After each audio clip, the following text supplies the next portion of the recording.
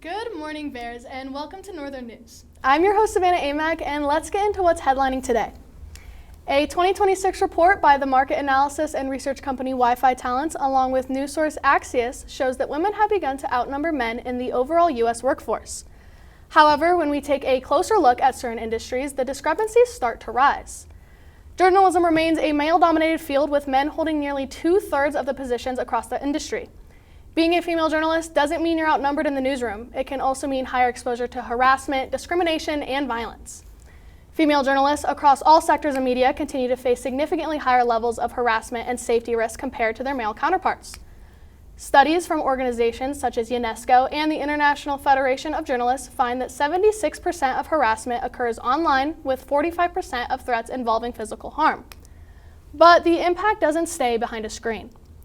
According to the World Association of News Publishers, nearly 65% of women have experienced harassment while reporting. For many in the field, these risks are simply part of the job. MMJ, so I work alone a lot, and I've had people yell inappropriate things at me while I'm working alone or shooting a live shot alone, which can be hurtful or a little scary. In 2020, 20% of female journalists surveyed found that online attacks were directly connected to offline harassment. In 2025, this number doubled to 42%. According to the International Women's Media Foundation, about 1/3 of female journalists consider leaving the field due to online threats and violence. These statistics beg the question, where does this treatment disparity come from? The gender credibility gap is the phenomenon of women being perceived as more dishonest than men because of societal conditioning.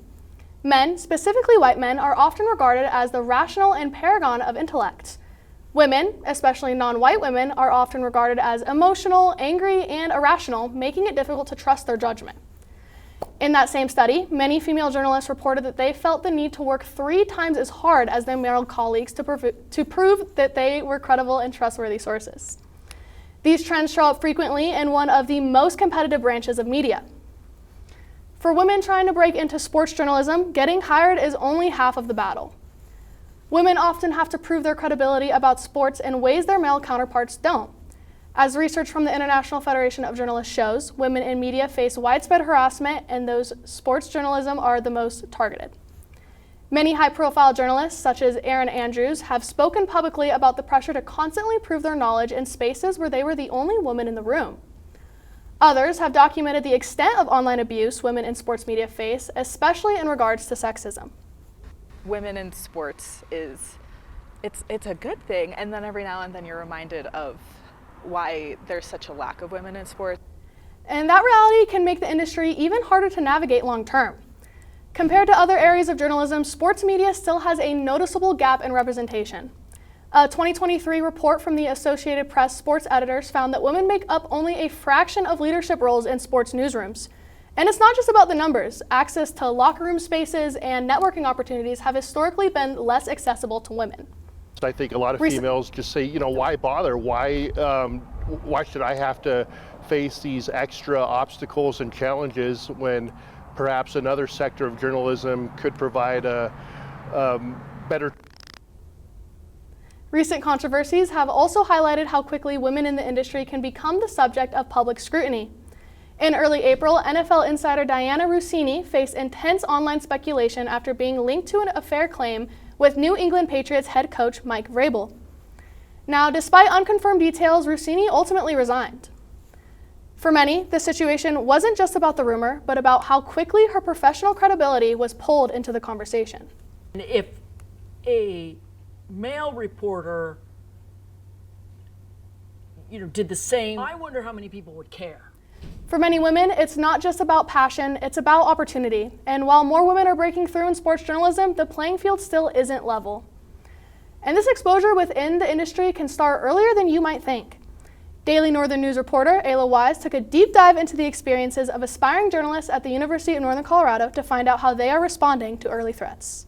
It's the first completely non-male news production class. Students learn the ins and outs of writing, broadcasting, and a crash course in dealing with sexism as non-male journalists. Lydia Erickson, a student, reports that her first instances of discrimination within journalism occurred while she was working on an assignment. And then these two guys drive by in this truck past me, and he's like, "What are you filming?" And I just said, "Oh, a story for Bear News." And he's like, "I would watch that," and then whistles at me and drives away. We're just conditioned to take this treatment. Aries Torart, a multimedia journalist and student, finds that discrimination against non-male journalists is a part of news culture. I feel like sexism and like discrimination against women and feminine presenting people is just so integrated in society.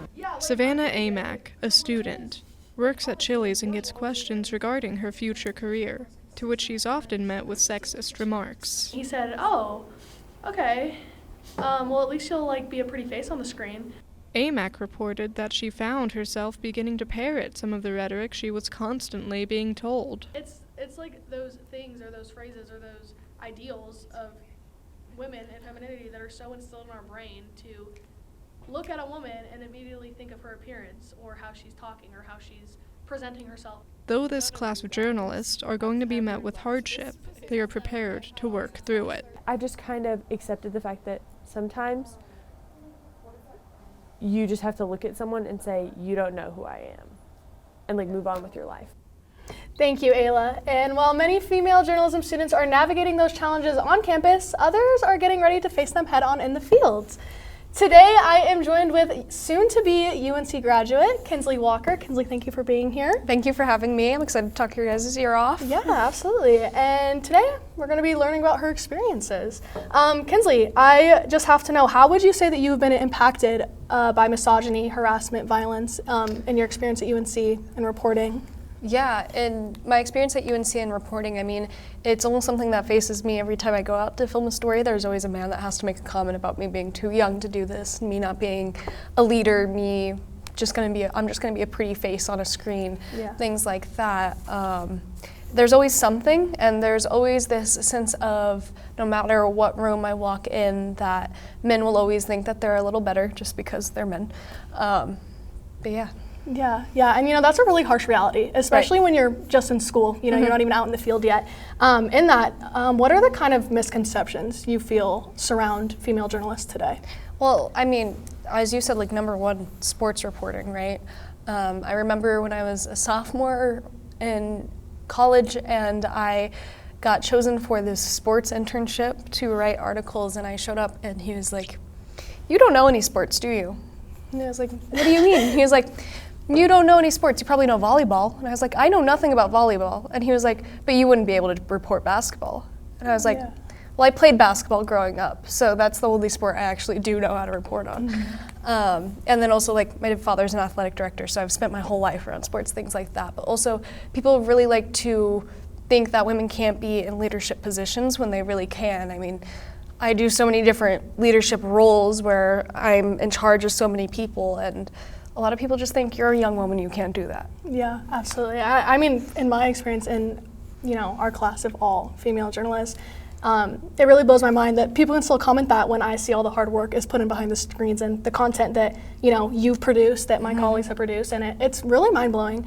And I think in that, you've gone through your college experience. Do you have any advice for aspiring female or non-binary journalists looking to enter the field?